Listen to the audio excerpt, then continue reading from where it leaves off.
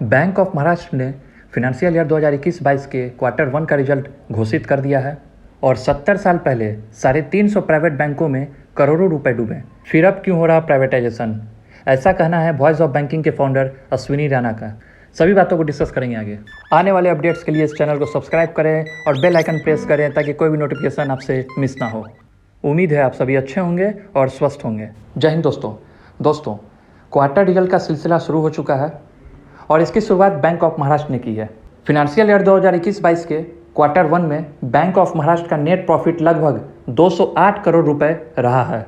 वही पिछले साल सेम पीरियड में इसका नेट प्रॉफिट 101 करोड़ रुपए था, तो लगभग 2 गुना बढ़ोतरी हमें देखने को मिल रही है। नेट इंटरेस्ट इनकम 1406 करोड़ रुपए है, जो पिछले साल सेम पीरियड में 1088 करोड़ रुपए था। दोस्तों, पिछले साल के मुकाबले इसके एनपीए में भी गिरावट देखने को मिली है। पिछले साल सेम पीरियड में 4.10% इसका एनपीए था, जो अभी घटकर 2.2% हो चुका है। बैंक के ऑपरेटिंग प्रॉफिट में भी ग्रोथ देखने को मिली है। इसका लगभग 1110 करोड़ रुपए का इसमें ग्रोथ हुआ है।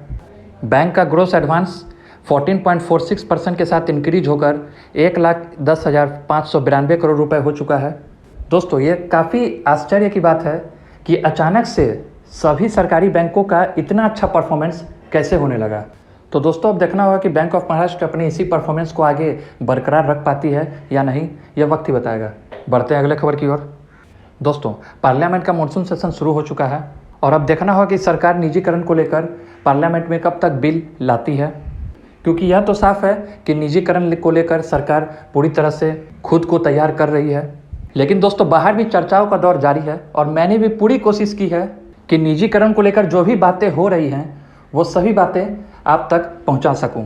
और इसी को लेकर वॉइस ऑफ बैंकिंग जो एक संस्थान है, उन्हीं के फाउंडर अश्विनी राणा ने एक मीडिया न्यूज़ को इंटरव्यू देते हुए कहा कि 1947 से 1955 तक 360 छोटे मोटे बैंक डूब गए थे, जिसमें लोगों को करोड़ों रुपए का नुकसान हुआ था।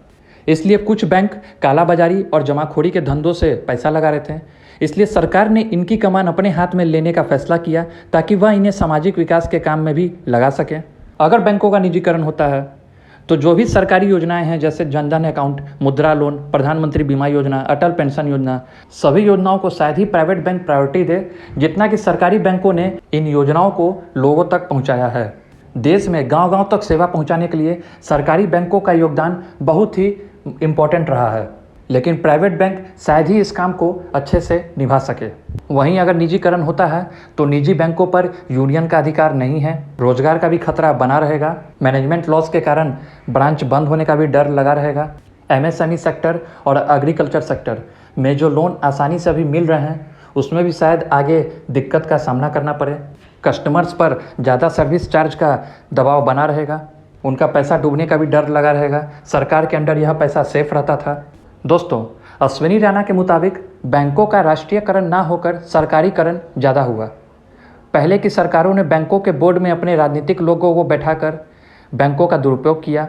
जो लोग बोर्ड में बैंकों की निगरानी के लिए बैठे थे, उन्होंने अपने स्वार्थ के लिए, बैंक यूनियंस के जो नेता बोर्ड में शामिल हुए, उन्होंने भी बैंक कर्मचारियों का ध्यान न रखते हुए बोर्ड मेंबर्स की साजिश में शामिल हो गए। तो दोस्तों, ये सारी बातें थी जो अश्विनी राणा ने निजीकरण को लेकर बताई। हालांकि सरकार का कहना है कि छोटे मोटे बैंकों की आवश्यकता नहीं है, बल्कि इसी की जगह 6-7 बड़े बैंकों की आवश्यकता है। ज़्यादा बैंक होने से आपस में ही कंपटीशन के कारण यह टिक नहीं पा रहे हैं। एनपीए का भी दबाव इन पर बना रहता है। सरकार को भी पूंजी जुटाने में दिक्कतें हो रही हैं। दोस्तों, ऐसा नहीं है कि निजीकरण ही एकमात्र रास्ता है। सरकारी क्षेत्र के बैंकों में सुधार करके भी या दूसरे तरीके पर भी विचार किया जा सकता है। खैर, अब यह देखना होगा कि सरकार निजीकरण को किस तरह से लागू करती है। उम्मीद है कि कर्मचारी पर भी इसका बुरा प्रभाव ना पड़े। दोस्तों, आप अश्विनी राणा के बातों से कितना सहमत हैं और निजीकरण को लेकर आप क्या सोचते हैं? आप अपनी राय और अपने विचार हमेशा की तरह कमेंट बॉक्स में बता सकते हैं। इसी के साथ इस वीडियो में इतना ही। मिलते हैं अगले वीडियो में। धन्यवाद।